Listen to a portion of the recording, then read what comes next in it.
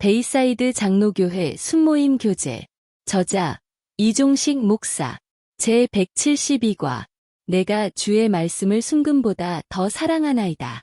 시편 119편 114절에서 128절까지 말씀입니다. 주는 나의 은신처요 방패시라.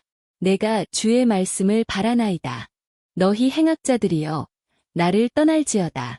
나는 내 하나님의 계명들을 지키리로다. 주의 말씀대로 나를 붙들어 살게 하시고 내 소망이 부끄럽지 않게 하소서. 나를 붙드소서.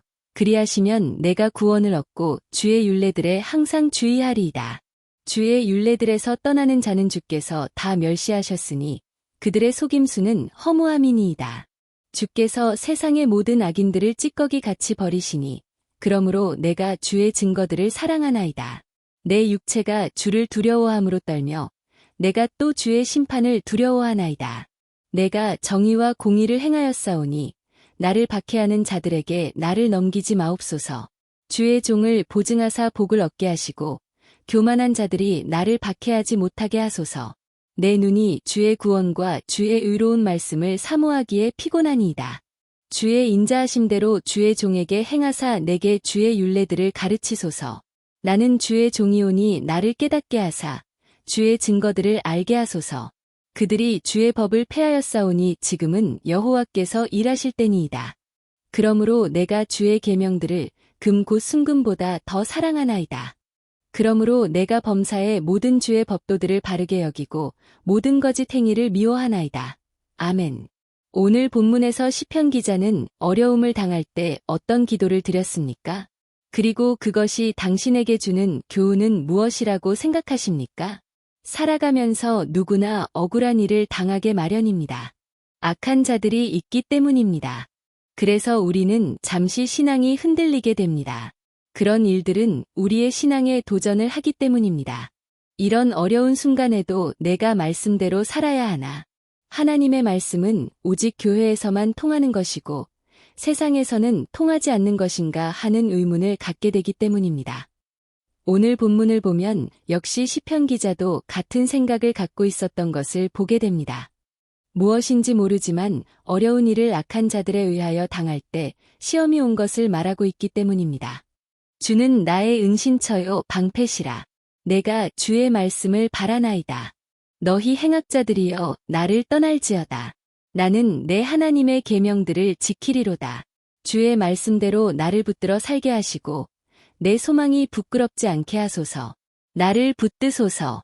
그리하시면 내가 구원을 얻고 주의 율례들에 항상 주의하리이다. 이 말씀을 보면 시편 기자는 어려운 일을 당해 하나님이 자신을 지켜주실 것을 고백하며 말씀을 따라 살아가고 있음을 말하고 있고 악한 자들이 악을 행하여도 역시 자신은 계속 하나님의 말씀을 따라 살 것을 결단하고 있고 그러한 삶을 살고 있는 자신의 믿음이 부끄럽지 않게 해달라고 기도하고 있습니다. 이런 것을 보면 신앙이 좋은 자도 쉽지 않은 삶을 산다는 것을 알게 됩니다. 언제나 세상의 법은 신앙의 법과 부딪힐 때가 많기 때문입니다.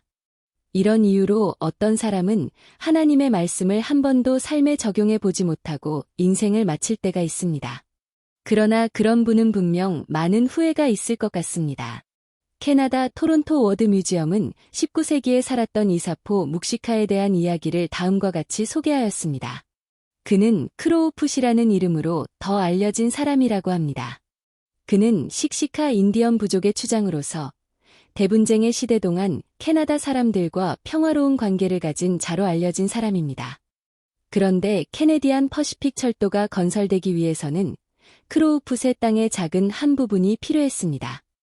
그래서 캐나다 정부는 크로우풋에게 제안하기를 만일 철도 건설을 위하여 당신의 땅 한 부분을 제공해준다면 당신의 평생 동안 언제든지 어디든지 무료로 기차를 탈 수 있게 해주겠다고 하였습니다. 그래서 그들은 서로 협상을 잘 타결하여 철도는 잘 건설되었고 크로우풋 추장에게는 평생 기차 승차권이 주어졌다고 합니다. 그 기차 승차권에는 그의 이름이 쓰여 있었고 어디든지 언제든지 기차를 타고 다닐 수 있는 권한이 있다는 글이 쓰여 있었습니다. 그런데 문제는 크로우풋이 사는 동안 한 번도 기차 승차권을 사용한 적이 없었다는 것입니다. 그 이유는 그가 기차를 타지 않았기 때문이라고 합니다. 그렇다고 그가 다른 곳으로 여행을 하지 않았다는 말이 아닙니다.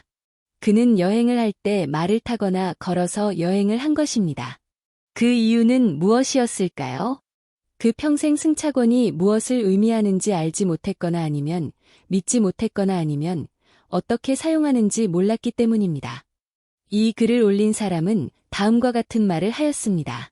세상에는 크로우풋과 같은 그리스도인들이 아주 많습니다. 그들은 하나님의 약속을 소유하고 있습니다. 그리고 그들은 그것을 인용하여 글도 쓰고 액자에 써서 벽에 걸어놓기도 합니다. 그리고 그 글들을 SNS와 같은 사회 매체에 올려놓습니다. 그러나 그들은 그것을 실제로 사용하지 않습니다. 찰스 스펄전은 말하기를 하나님은 우리가 사용할 수 없는 약속을 주신 적이 없습니다. 그러면 우리는 무엇을 해야 합니까? 그것을 읽어야 합니다. 그리고 알아야 합니다. 그리고 그것을 우리의 상황이 어떻든 그 상황에 적용해야 합니다. 라고 말하였습니다. 사랑하는 성도님들, 저는 지금이 바로 우리 그리스도인들이 우리가 소유하는 말씀을 잘 알기 위해 노력하고 그것을 우리의 삶에 적용하며 살 때라고 믿습니다. 집 뒤뜰에서 몇 년 전 이상한 일이 벌어졌습니다. 그것은 우리가 심지 않은 참외 열매가 맺혔기 때문입니다. 아마도 밭에 있는 채소에 거름을 준다고 참외 껍질을 준 것 같습니다. 그래서 가을에 보니 우리가 심지 않은 참외가 크게 열린 것입니다. 그때 실수로 참외 씨를 심어도 열매가 맺는구나 하는 것을 깨닫게 되었습니다. 그리고 우리가 성경을 기억하며 행동한 것도 씨가 되어 우리가 알지 못하는 동안 자라서 이런 열매를 주겠구나 하고 생각하게 되었습니다. 이런 이유로 시편 기자는 하나님의 말씀은 순금보다 귀하다고 하였습니다. 심는 것마다 귀한 열매를 맺게 하기 때문입니다. 그 증거로 과거를 돌아보니 정말 말씀대로 되었다는 것을 알게 됩니다. 특별히 도미니카를 보면 정말 놀라운 열매가 맺고 있음을 보고 있습니다. 처음에 갈 때는 동서남북을 모르고 시작했는데 지금은 그 열매로 제자들이 많아져서 함께 돕고 있고 제자 훈련단체가 만들어져서 조직화되고 책을 만들어 문서 전도를 하고 있고 빵을 나누어 주는 일을 하고 있습니다. 정말 대단한 일이 벌어지고 있는 것입니다. 그런데 그런 일이 벌어진 이유는 우리 교회가 믿음을 갖고 하나님의 말씀대로 열심히 복음의 씨를 뿌렸기 때문입니다. 처음엔 정말 엉망이었습니다. 많은 사람들이 시간을 지키지 않고 후딱하면 빠지고 도움만 받으려고 하였습니다.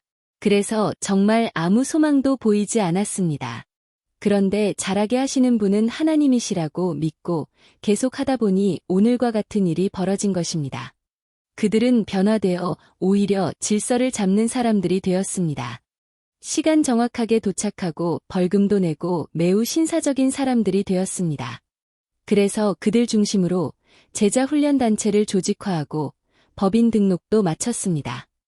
그리고 그들 중심으로 문서 전도를 하게 되고 빵도 나누어 주고 건축도 추진하게 되었습니다. 이제는 중남미의 목사님들을 초청하여 제자 훈련을 가르칠 계획도 하고 있습니다. 이런 것을 보면 이런 일은 금을 주고는 이룰 수 없는 일들입니다. 그러므로 하나님의 말씀은 순금보다 귀하다고 말할 수 있습니다.